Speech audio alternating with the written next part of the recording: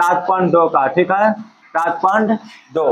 इसमें एक बात है, तो यदि ए और बी क्रमशः -2 और 2 -4 है तो पी का निर्देशांक ज्ञात करें, ताकि एपी बराबर 3/7 AB है तो, और पी रेखाखंड AB पर स्थित है। सबसे पहले ध्यान दीजिएगा, यहाँ कह रहा है रेखाखंड AB। सबसे पहले हम यहाँ पे AB रेखाखंड बनाएंगे, ठीक है क्या बनाएंगे AB।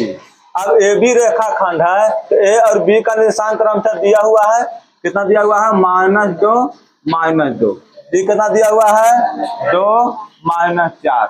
समझ रहे बात को। अब देखिए इसी पर कहीं जो है कि ई दिया हुआ है एपी बराबर 3/7 AB, लेकिन यहाँ कह रहा है कि पी रेखाखंड AB पर स्थित है। किस पर स्थित है AB पर, तो माने कहीं ना कहीं इस पर पी एक रेखाखंड है, पी एक बिंदु दिया हुआ है और पी किस पर है AB पर है। अब इसमें देखना है, सुनो तो एपी देखो, सबसे पहले इसको लेकर चलो, इसको सबसे पहले इसको अनुपात निकालेंगे तब जाके पी का निर्देशांक निकलेगा, ध्यान देना। अब देखिए आप सबसे पहले यहाँ दिया हुआ है हल, देखिए दिया हुआ है एपी बराबर 3/7 AB दिया हुआ है, ठीक है। अभी 7 को हम इसमें गुना कर देंगे, भागा में तो गुना में जाएगा ना, देखो भाई ध्यान दो ना, ध्यान दो 7 है तो 7 AP हो जाएगा यहाँ, तो 7 AP बराबर 7 में AP से गुना करेंगे 7 AP हो जाएगा, और 3 में AB से गुना करेंगे तो 3 AB हो जाएगा यहाँ पे। अब देखिए अब यहाँ पे क्या करेंगे AP बटा AB, तो AP देखिए AP 7 है तो नीचे 7 रहेगा तो ना 7 में AP से 7 AP होगा बराबर AB है तो AB यहाँ तो 3 तो यहाँ रहेगा, कोई दिक्कत है यहाँ पे। अब देखिए अब इसी से पता एपी कितना दिया हुआ है, एपी यहाँ से यहाँ कितना हुआ 3। अब ए बी पूरा होगा, ए बी पूरा यहाँ से यहाँ तक दिया हुआ कितना 7। ये कितना बचेगा जी, जब यहाँ से यहाँ 3 है और पूरा यहाँ से यहाँ 7 है तो कितना बचेगा 4। ये हो जाएगा M1, हो जाएगा M2। तो सबसे पहले हम यहाँ पे निकाल देंगे एपी बराबर 3 हो गया, ए बी बराबर 7। सबसे पीबी निकालेंगे तो पीबी बराबर लिख सकते हैं, देखिए पीबी तो पूरा में से इस एपी घटा देंगे, ठीक है। अब देखिए यहाँ पे तो यहाँ लिख सकते हैं ए बी माइनस एपी, लिख सकते हैं यहाँ पूरा ए बी माइनस एपी, तो पीबी बराबर ए बी कितना पूरा यहाँ से यहाँ तक 7 और माइनस एपी कितना है 3, एपी 3 है पूरा में से 3 घटा देंगे तो कितना बचेगा ये 4। ये 4 हो गया, ये हो गया आपका M1, ये हो गया M2। हमको निकालना है x y p का निर्देशांक, तो p का निर्देशांक तो विभाजन सूत्र लगेगा इसमें, ये हो गया M1, ये हो गया M2, M1 M2। अब देखिए यहाँ पे अब x p का निर्देशांक निकालेंगे, p का निर्देशांक, तो p का निर्देशांक में x बराबर फॉर्मूला लिखाए थे विभाजन सूत्र में M1 x2 plus M2 x1 बटा M1 प्लस M2, ये फॉर्मूला होता है, ठीक है। x बराबर M1 x2 plus M2 x1 बटा M1 प्लस M2।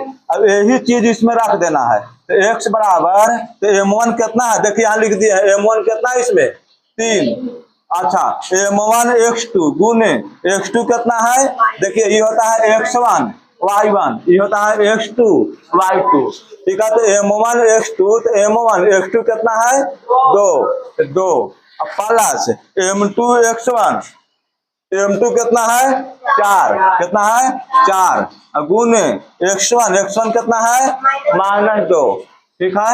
अब बाटा M1 प्लस M2, तो M1 कितना है 3, अब M2 कितना है 4, कोई दिक्कत है नहीं।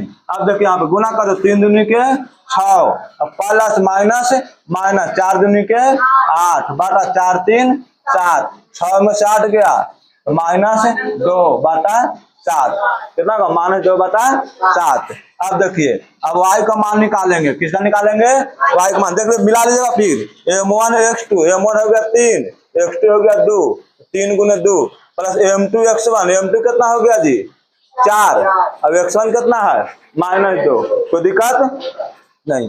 अब देखिए अब y का भी फॉर्मूला यही होता है, खाली M1 x2 है ना, यहाँ पे लगा दो का चीज M1 y2 plus M2 y1, जो इसमें नीचे होता है तो इसमें भी वही होता है m1 प्लस m2। तो y का मान देखिए m1 y2, तो m1 कितना है, वो m1 है 3, कितना है 3, m1 3 गुने y2 कितना है इसमें -4 है, या -4, अब प्लस m2 y1, m2 कितना है इसमें, m2 कितना है 4 गुने y1 कितना है -2 बटा m1 प्लस m2, तो m1 कितना है 3, देखिए यहाँ अब m2 कितना है 4, ठीक है।